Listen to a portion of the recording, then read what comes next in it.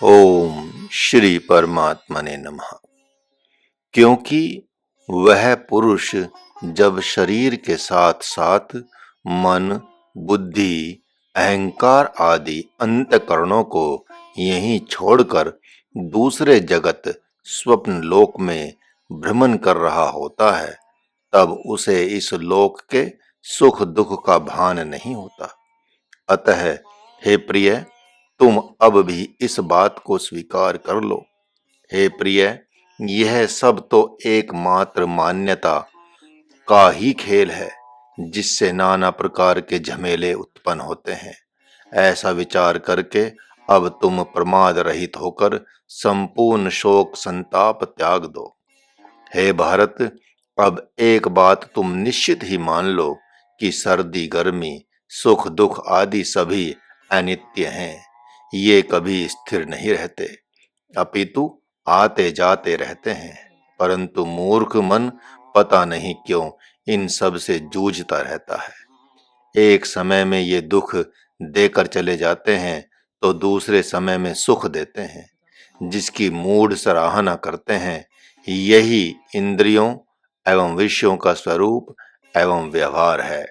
ये चिंतन के अभाव में सबके लिए काल रूप हो गए हैं। तुम नहीं देखते हो कि बिना रोग की इंद्रियां सुख देकर निर्मल मन को अपने वश में कर लेती हैं, परंतु जब उनमें भयंकर रोग लग जाता है तब वे ही मन को थोड़ी भी प्रिय नहीं लगती। फिर तो लोग चिकित्सक से कहते हैं कि इनको निकाल कर इन्हीं के जैसी कोई नकली इंद्रियां लगा दीजिए।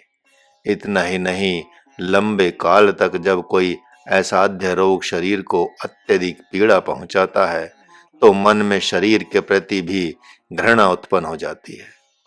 अतः भगवान से वे अति विकल होकर मृत्यु की याचना करने लगते हैं और पूर्व के किसी पुण्य का स्मरण करके उसकी दुहाई देते हुए आहें भरकर कहते हैं कि अब तो मरने में ही कल्याण है। बस इसी प्रकार आंखों में आंसू भरकर रोते कलपते रहते हैं।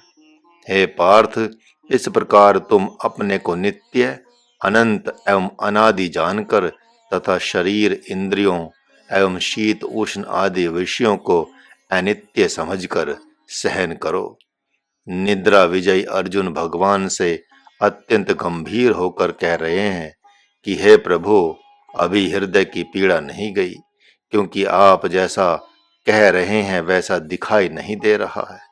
भले ही आप जो कुछ कह रहे हैं वह सब सच मान लूं, लेकिन एक बात हृदय में बैठ नहीं रही है कि शरीर तो असंख्य हैं, परंतु आत्मा जो निराकार एवं परमात्मा कहा जाता है वह सभी शरीरों में एक ही कैसे है।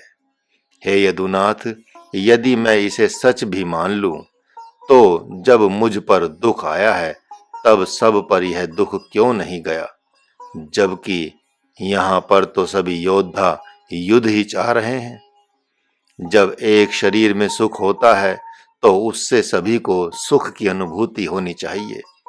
फिर ऐसा क्यों नहीं होता? हे स्वामी, यह बताकर मेरा शोक दूर करें, जिससे अब मैं कृतार्थ हो जाऊं।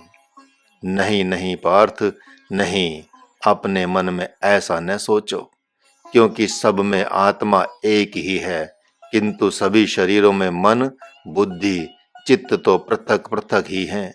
और जो जन्म जन्म के विषयों, कर्मों के संघात समूह रूप परिणाम को प्राप्त हुआ है, उसी का नाम मनोमय पुरुष अर्थात वासना में पुरुष है, जिसे सूक्ष्म शरीर भी कहा जाता है।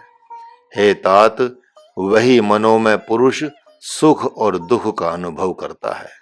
यह संतों द्वारा निश्चित किया हुआ मत है। जो शरीर रूपी पुर में रहता है वही पुरुष जीव कहलाता है तथा तीनों कालों में विषय का ही चिंतन करता रहता है। ये अपने नहीं बल्कि उसके धर्म है। अतः सुख दुख के आघातों को सहन करते हुए यह युद्ध रूपी सत्कर्म करो। ऐसा आत्म विवेक से देखा जाता है कि जिस प्रकार सर्दी गर्मी में कभी एक रूपता नहीं हो सकती, उसी प्रकार जड़ शरीर और आत्मा का मिलन तो जागृत क्या स्वप्न में भी संभव नहीं है। इस शरीर में और सूक्ष्म जगत में एकमात्र वासना में सूक्ष्म शरीर ही आता जाता सा प्रतीत होता है। मन रूपी पक्षी अपने शरीर को छोड़कर सहज रूप से जिस जगत में जाता है, वहां धारण किए हुए नए शरीर के प्रति आत्मरूपता का अनुभव करने लगता है।